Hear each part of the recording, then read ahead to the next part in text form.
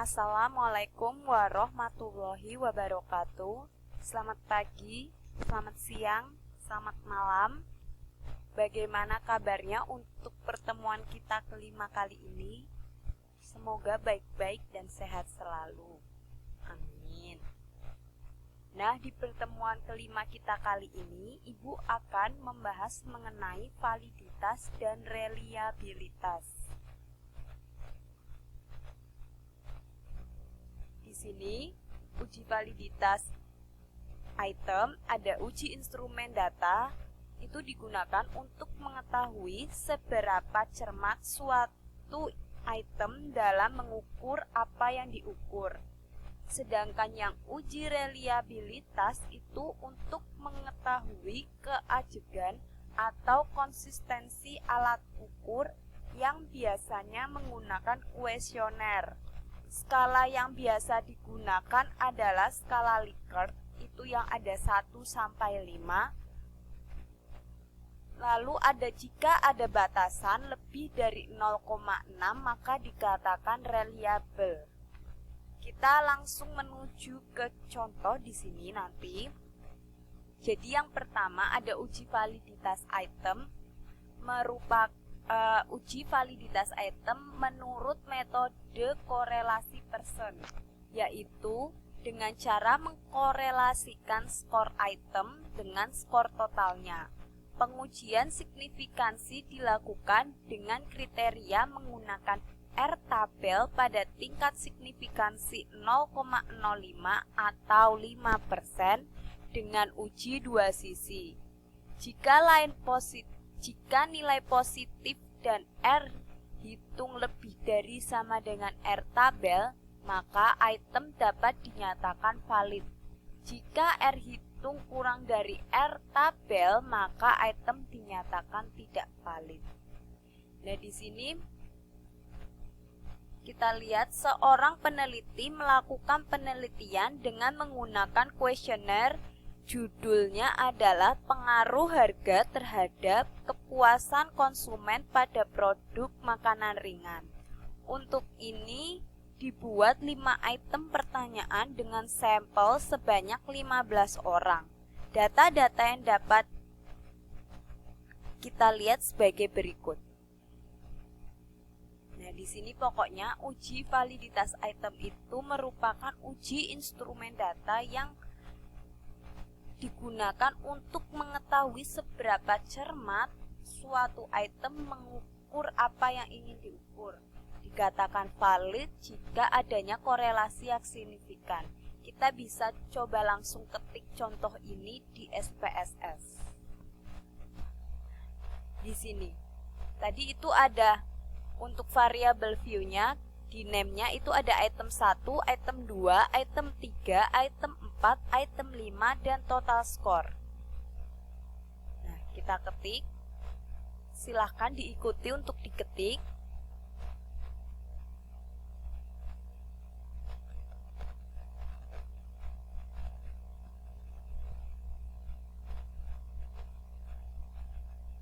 Setelah diketik, kita bisa olah. Di sini kita klik analyze, lalu correlate, dan kita pilih bivariate. Kita masukkan semua item dan total score ke kotak variabel. 1, 2, 3, 4, 5. Nah, setelah semua masuk, kita pastikan ini yang dicentang Pearson, ini benar two-tiled dan flex signifikan, kita klik OK. Sehingga di output akan muncul kotak korelasi, kita copy.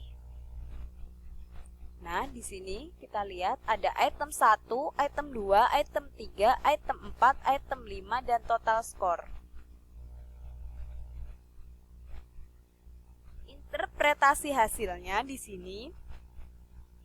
Korelasi item 1 dengan skor total diperoleh 0,850. Kita lihat. Nah, di sini item 1 percent correlation-nya itu ada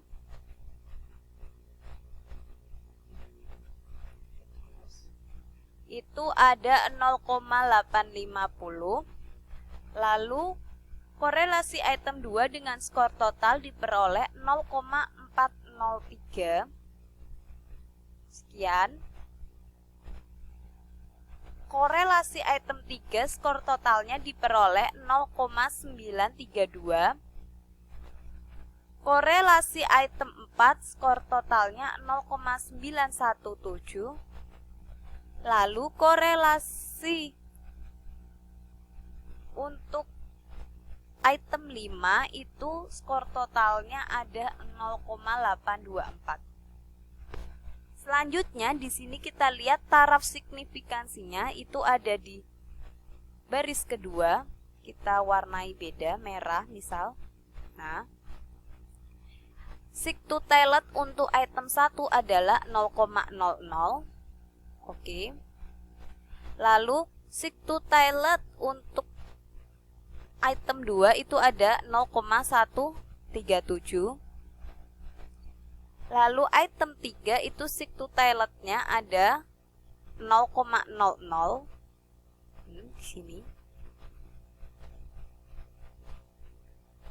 0,00. Item 4 sig to tailetnya ada 0,00 juga. Item 5 sig to tailetnya ada 0,00. Jadi ya 0,00 itu ada item 1, item 3, item 4, dan item 5. Di mana 0,00 itu kurang dari 5% atau kurang dari 0,005. Jadi di sini yang lebih besar dari 0,05 hanya di item 2 yaitu 0,137. Dimana tadi kita ketahui bahwa taraf signifikansi yang lebih besar dari 0,05 maka item tersebut tidak valid. Jadi item nomor 2 itu bisa digunakan atau jadi item nomor 2 itu tidak bisa digunakan sehingga bisa diperbaiki atau diganti. Oke, cukup paham untuk korelasi person. Silahkan dipahami, ditulis dulu untuk interpretasi. Selanjutnya untuk yang kedua kita akan menganalisis, mengolah data hasil dari metode corrected item total correlation, yaitu dengan cara mengkorelasikan skor item dengan skor totalnya dan melakukan koreksi terhadap nilai koefisien korelasi yang overestimasi. Estimasi nilai yang lebih tinggi dari sebenarnya. Dengan kita menggunakan data yang sama, di sini mari kita olah.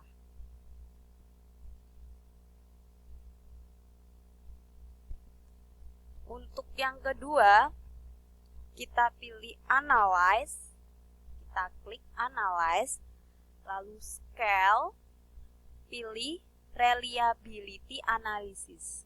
Kita klik, sudah. Lalu kita masukkan item 1 hingga 5 ke kotak items. 1, 2, 3, 4, dan 5. Setelah sudah masuk item 1 hingga 5 ke kotak items, maka kita akan pilih di bagian kotak statistik di sini.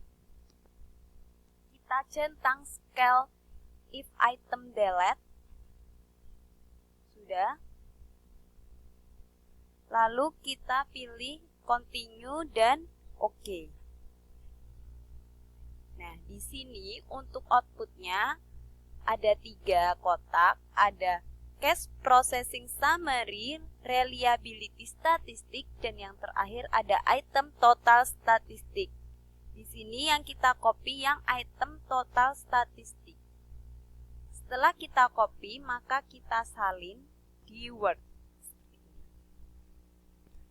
Nah, setelah kita salin, kita lihat untuk kotak yang corrected item total correlation. Di sini item 1 itu nilainya 0,773, item 2 nilainya 0,186, item 3 nilainya 0,873, item 4 nilainya 0,837, item 5 nilainya 0,724.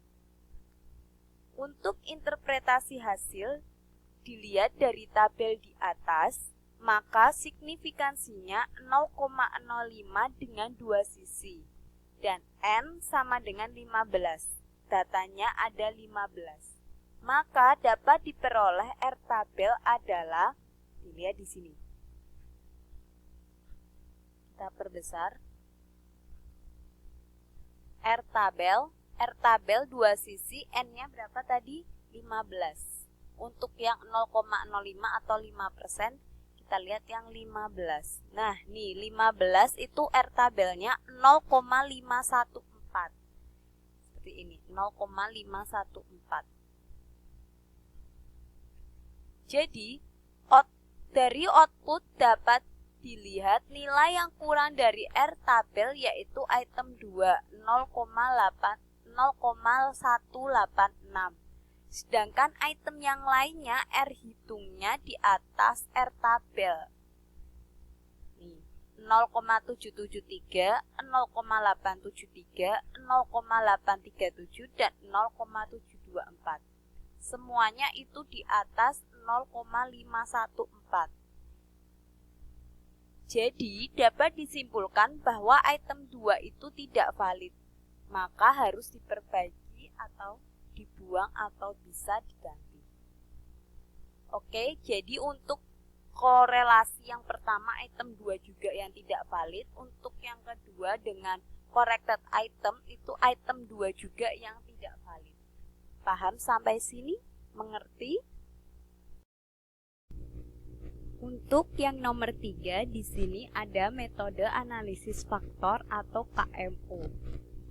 Di mana suatu variabel dikatakan valid dan dapat dianalisis lebih lanjut apabila memenuhi kriteria yang menyatakan bahwa angka KMO atau Kaiser-Meyer-Olkin MSA Measure of Sampling Adequacy pada kolom KMO N Bartlett test harus lebih besar atau sama dengan 0,5.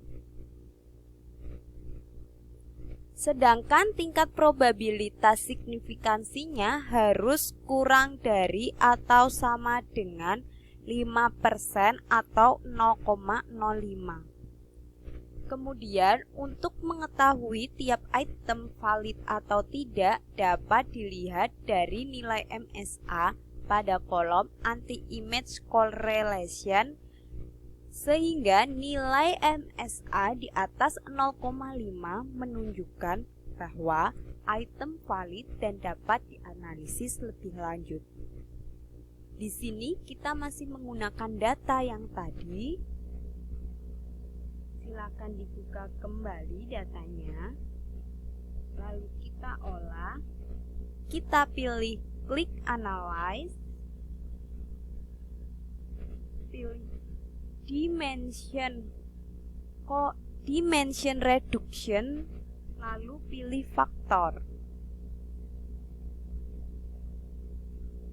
Nah, akan muncul kotak variabel dan selection variabel. Di sini masukkan seluruh item ke dalam kotak variabel kecuali total skornya. Setelah itu, pada kotak sebelah kanan kita pilih deskriptif. Ya, di sini kita centang KMO N Bartlett Test of Severity. Lalu kita centang lagi anti-image dan initial solution-nya. Nah, di sini initial solution sudah otomatis tercentang. Kita continue. Lalu kita pilih OK. Selanjutnya di hasil output ini akan terlihat ada kotak KMO N Bartlett test, ada kotak anti-image matrix, Lalu ada kotak commonalities dan total variant explain serta komponen matriks. Nah, di sini yang kalian copy itu nanti ada KMON Bartlett test dan anti image. Jadi yang di copy itu dua, KMO dan anti image. Kalian copy. Setelah itu disalin. Lalu kita cari interpretasi hasilnya. Di sini berdasarkan output KMON Bartlett test dengan nilai 0,757, kita cek di sini. Nah, ini 0,757 Kaiser-Meyer-nya dan berada pada signifikansi 0,05. Dengan ini dapat dianalisis lebih lanjut karena telah memenuhi kriteria lebih besar dari 0,05 atau 5%. Sedangkan pada output anti-image matrix dapat diketahui nilai MSA untuk item 1 adalah 0,763, item 2 0,475, item 3 itu 0,739, item 4 itu 0,802, item 5 itu 0,765. Sehingga di sini item 2 kurang dari 0,5 karena untuk item 1, 3, 4, dan 5 nilainya lebih besar dari 0,5. Jadi dapat diketahui bahwa item 2 dinyatakan tidak valid karena nilainya kurang dari 0,5. Kesimpulan untuk metode yang pertama itu item 2 tidak valid. Yang kedua ada metode corrected item, itu item 2 juga tidak valid. Dan yang ketiga ini ada metode KMO, item 2 juga tidak valid. Jadi menggunakan cara apapun hasilnya sama. Ada yang mau tanyakan dulu untuk uji validitas di sini? Setelah kita olah data untuk uji validitas, sekarang kita akan olah data untuk uji reliabilitas. Nah, di sini biasanya uji reliabilitas digunakan untuk mengetahui keajegan atau konsistensi alat ukur yang biasanya digunakan untuk kuesioner. Metode yang sering digunakan dalam penelitian untuk mengukur skala rentangan yaitu seperti skala Likert dari 1 sampai 5 adalah Cronbach's-Alpha untuk menentukan apakah instrumen reliable atau tidak menggunakan batasan 0,6. Menurut Sekaran tahun 1992, reliabilitas kurang dari 0,6 adalah kurang baik, sedangkan 0,7 dapat diterima dan di atas 0,8 adalah baik. Untuk itu kita olah data, masih seperti data yang tadi, kita siapkan dulu datanya. Lalu kita pilih Analyze, kita klik Scale, lalu Reliability Analysis. Nah, di sini semua item dimasukkan ke dalam pilihan kotak items. Setelah itu sudah dimasukkan semua. Setelah itu langsung kita Oke. Akan muncul Cache Processing Summary dan Reliability Statistic. Kita copy keduanya. Kita salin di sini. Interpretasi hasilnya, output pertama adalah Cache Processing Summary yang menjelaskan tentang jumlah data yang valid untuk diproses dan data yang dikeluarkan serta presentasenya. Dapat diketahui data yang valid adalah nih 15% dan persentasenya itu 100%. Output kedua adalah reliability statistik.